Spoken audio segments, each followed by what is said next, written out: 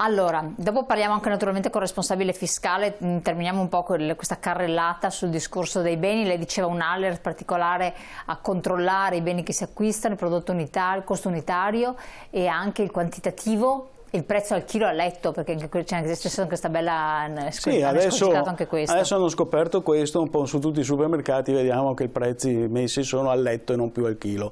Vogliono di più, costa solo €1 e qualcosa, sì, ma a letto però sono 12 euro, 13 euro al chilo, esatto, quindi il discorso è in voglia. Andiamo subito ai bonus, per quel che riguarda i comuni di Venezia, visto che lei rappresenta il territorio veneziano, che è un po' però emblematico, uno dopo si valuta anche per i propri territori e quindi ci sono le agevolazioni. Prego. Beh, il Comune di Venezia ha istituito un bonus utenze e gestione alloggio per i cittadini con ISEE fino a 20.000 euro. È un po', però diventa un po' come andare a giocare al Superenalotto. Chi lo prende quindi quelli tipo infatti è stata chiusa la possibilità di fare la domanda il 15 di febbraio alle ore 12 del 15 febbraio di quest'anno. Quindi questo c'è stato, però non c'è più. C'è stato, ma non c'è più. Questi sono i meccanismi con i bonus, purtroppo, che succedono, perché in realtà succede questo. Bisogna stare in agguato, velocissimi ad accaparrarsi. Sì, ma teniamo presente però che il bonus è rivolto soprattutto a cittadini, a fasce che hanno problemi. Quindi sono anche i meno informati, sono quelli che hanno più difficoltà a trovare l'informazione, e quindi sono quelli che arrivano ultimi e sono quelli che rimangono a bocca asciutta. Bonus nazionali. Bonus nazionali. Sui bonus nazionali allora, hanno portato l'ISEE a 15.000 euro.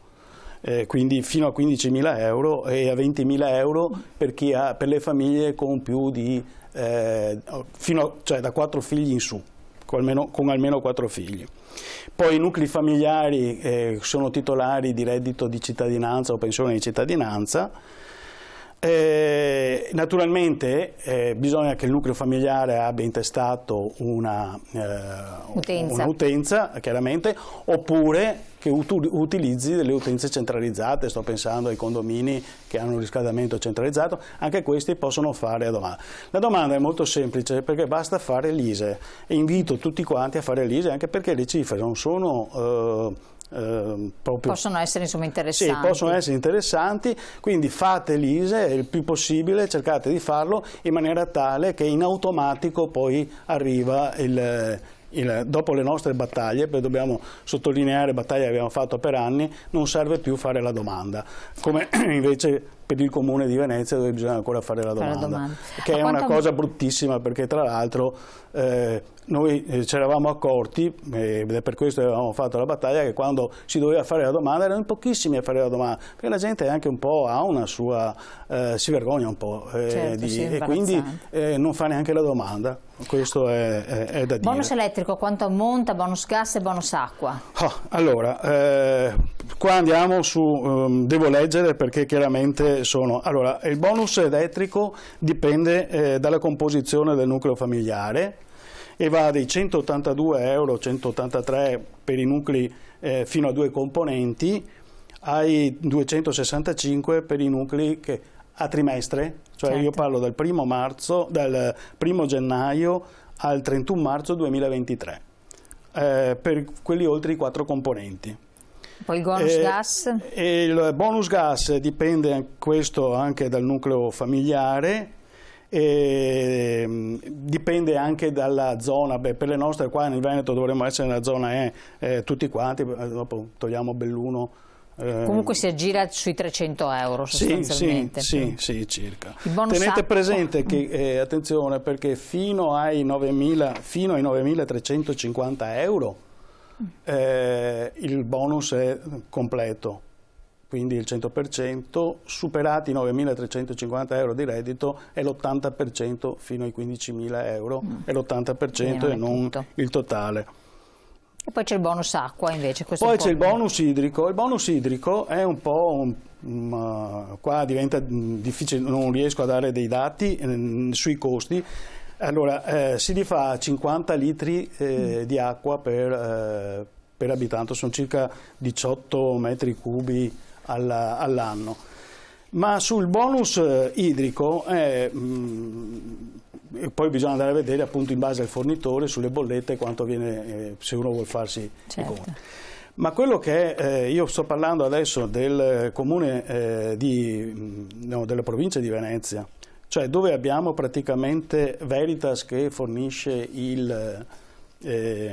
l'acqua, e qui sta succedendo una cosa veramente drammatica, perché i dati, cioè questi bonus sono dati perché il cittadino poi riesca a pagare le bollette. E qui ho la lettera di Veritas che ci risponde a una nostra domanda, ed è dal 2021 che il Veritas non paga i bonus. Non paga i bonus, dice perché il sistema informativo integrato non ha funzionato, non gli dà la possibilità, garantisce che quando arriveranno i dati li darà, però questo non è che... quindi c'è un'interlocuzione aperta sì, c'è un grosso problema, perché dal 2021 non è che siano 2 giorni o 3 giorni, 1 mese, 2 mesi, sono 3 anni che non paga il bonus idrico. Questo credo sia una cosa che ci sia una risposta. Sì, non è da sperare, qua bisogna intervenire, dobbiamo intervenire, bisogna fare qualcosa, perché non è possibile che i cittadini che si servono con Veritas, ma anche altre, e anche in tutta Italia sta succedendo questo. Quindi non è solo Veritas, non vorrei... Quindi voi vi state muovendo... Noi ci stiamo muovendo perché Veritas è il nostro referente, però ce ne sono molti altri anche in Italia, che hanno questo tipo di problema. Chiaro. Dicono che sia un problema appunto del sistema idrico nazionale, però questo se scriviamo a loro poi vorrei vedere se rispondono che è colpa loro. No, ma infatti è importantissimo, poi fateci sapere insomma la risposta che c'è non appena questo si attiva, in modo che teniamo aggiornati i cittadini della situazione. Io dopo vi lascio poi la lettera di Veritas, così vedete anche il tipo di risposta, quello che ci hanno scritto. Se voi rendete tutto palese sul vostro sito, in modo che le persone che sono interessate possono guardare. Chiedo adesso l'intervento appunto di Graziano Basso, che ci sta seguendo, responsabile fiscale CAF CGIL Nord-Est, per inquadrare appunto la situazione, le novità del 2023 in ambito di sostegno al reddito. Ce ne sono? Sì, sicuramente sì, per fortuna diciamo, perché visto come diceva il collega di Federconsumatori, Paniere qua, lo stipendio ha perso un potere d'acquisto enormemente, lo stipendio, la pensione ha perso enormemente potere d'acquisto, per cui c'è la necessità che vengano introdotti questo tipo di aiuti. Per il 2023 sono stati inseriti come aiuti, il primo aiuto che è stato inserito per esempio è stata la carta risparmi e spesa, che è una sorta di carta acquisti che si affianca alla carta acquisti, non si sa se verrà poi a sostituire anche la carta acquisti, che è un contributo mensile di circa 40 euro che può essere speso tramite per il pagamento delle bollette, oppure per le spese alimentari, oppure per far fronte alle spese sanitarie. Anche qui, come diceva il collega, l'ISEE deve essere minore o uguale di 15.000 euro. Questo beneficio verrà erogato fino all'esaurimento dei fondi. E per poter accedere a questo tipo di beneficio il cittadino dovrà poi accedere al comune di residenza per poter presentare l'apposita domanda, tenendo presente che per il comune i fondi messi a disposizione tramite la normativa nazionale praticamente sono stati predeterminati, stanziati, anche tenendo conto del numero di cittadini, per cui il comune poi in sede di erogazione terrà conto della misura e di quanto poter poi erogare in base a quanto gli è stato elargito, sulla base anche del numero di cittadini residenti.